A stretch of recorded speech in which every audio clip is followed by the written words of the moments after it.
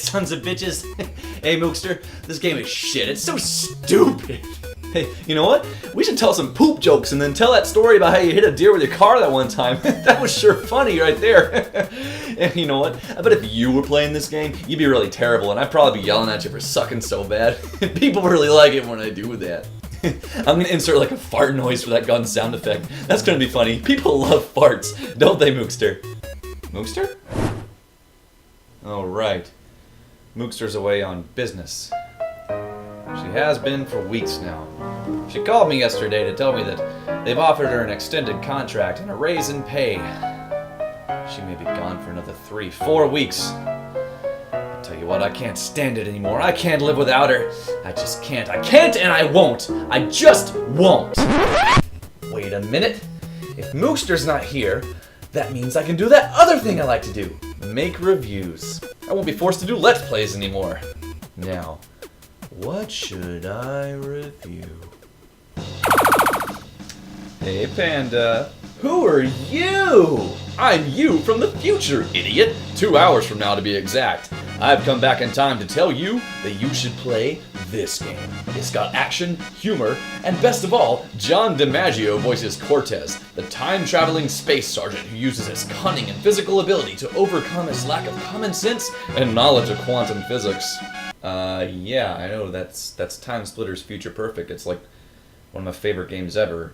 I've logged like 150 hours into that game since I was 16. You know, it's an awesome game. Oh, well, I didn't know. I thought you maybe hadn't heard of it. How in the hell would you not know that I played it before? You're me. Well, I'm from the future. Well, obviously. What are you, stupid?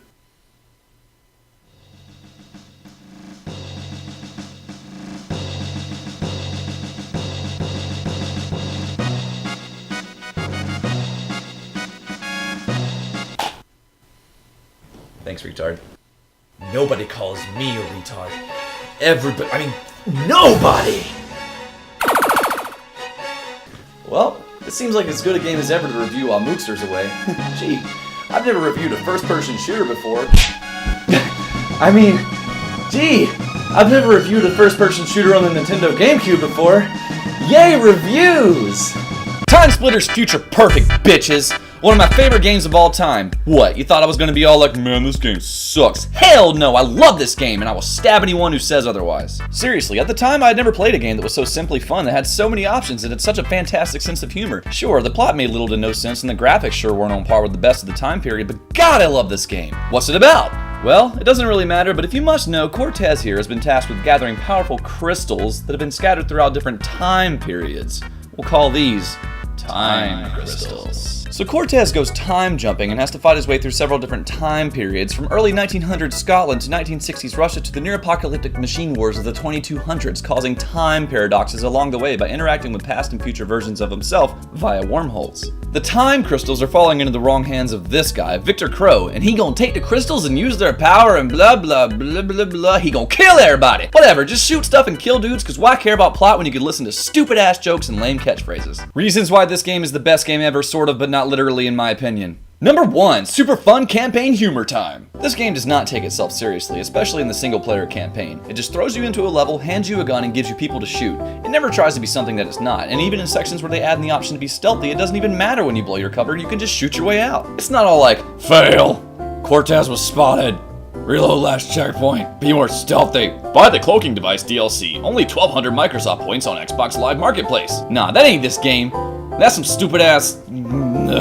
The notion of going through an extremely linear mission to grab an object and run to the end of the level is a little off-putting for some people, and I'll even admit that in some games that really doesn't work for me. But the thing about Future Perfect is that it's so fun and charming that linear structure really doesn't matter, because regardless of how limited the campaign actually is, there's just something about it that's so lovable. The dialogue, which is undeniably cheesy at times, works on so many levels because it helps add a layer of humor that makes the game take itself even less seriously, which is totally a good thing. Take a game like Bulletstorm, for example.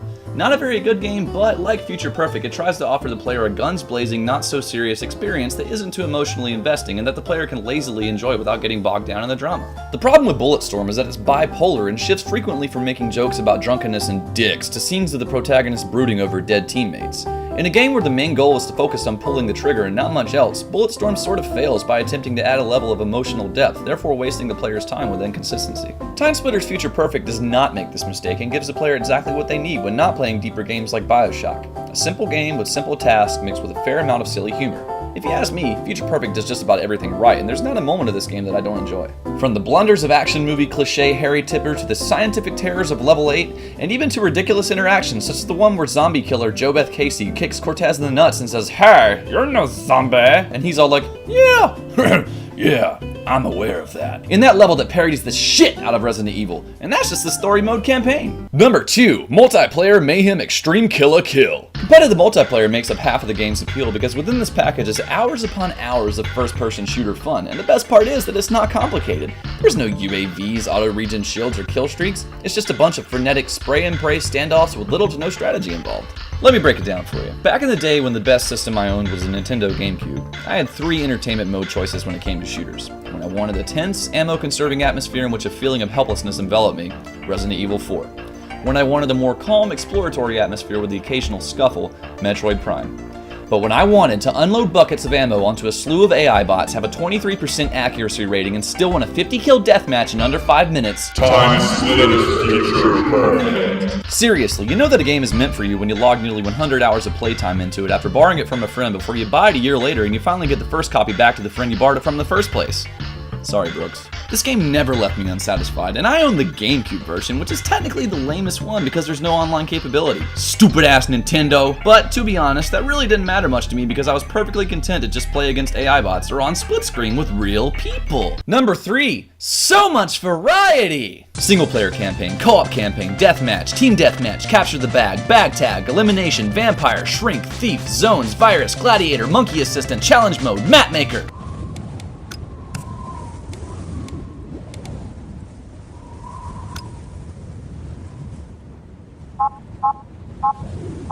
And more! A lot of the multiplayer modes don't really stack up with the best, and the map maker is interesting, albeit limited, but the point is, how many games can you think of from this era that offered this much variety?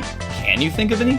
Well, maybe you can, but I sure can't, and I'm the one making the review. There are no less than 38 guns, most of which are awesome, a few of which are useless, Electro Tool, and even a couple that are hilarious and useless, Brick. There are 150 characters to choose from, and sure, none of them have any special attributes when you play as them, but come on, there's 150 characters, and some of them have hilarious designs like the Deer Haunter and the Gingerbread Man. Bite my crunchy brown ass. Good news, everyone! This game just made a Futurama reference!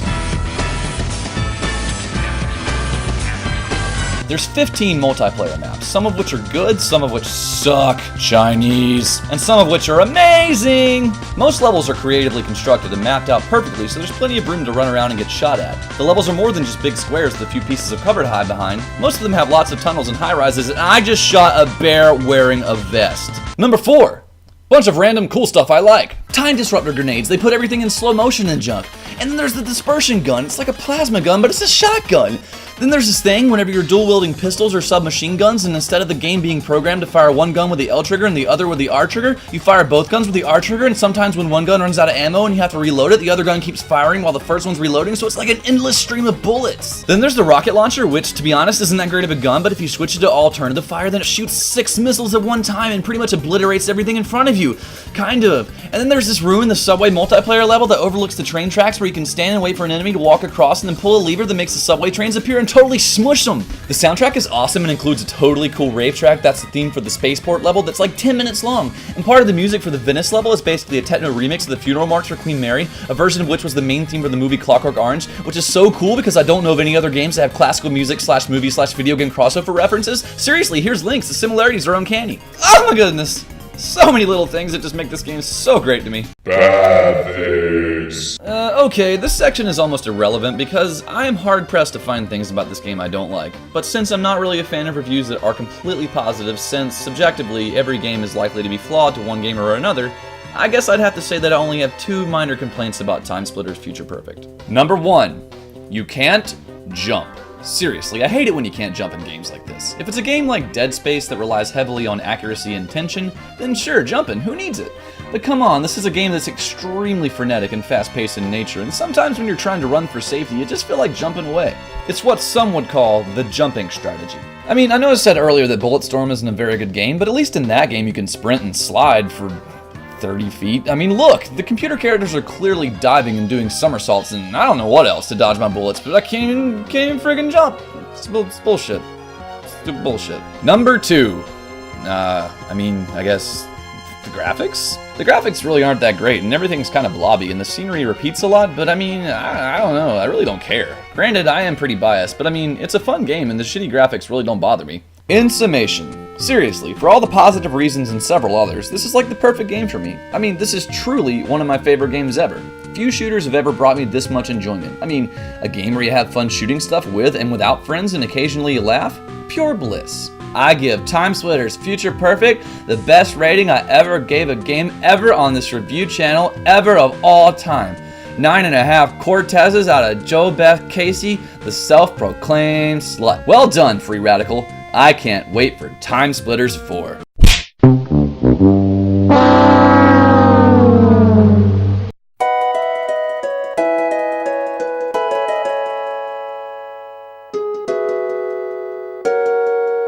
Well, that's the story of one of my favorite games of all time, and how much I love it, and how there's never going to be a true sequel to it, and how that makes me very sad.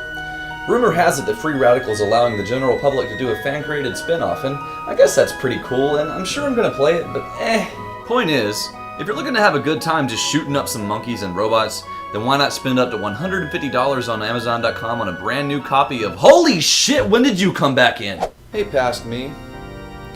It's a pretty nice review you just did. Really does the game justice. Gee, thanks, Future Me. Say, what's with the gloves? Oh, these? I wouldn't worry too much about these. If I were you, and seeing as how I am you after all, I would be more so worried about the consequences of calling someone a retard. Oh, that.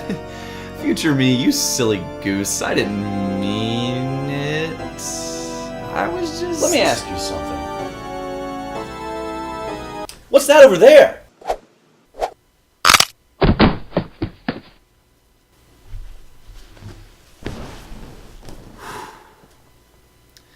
That made no sense.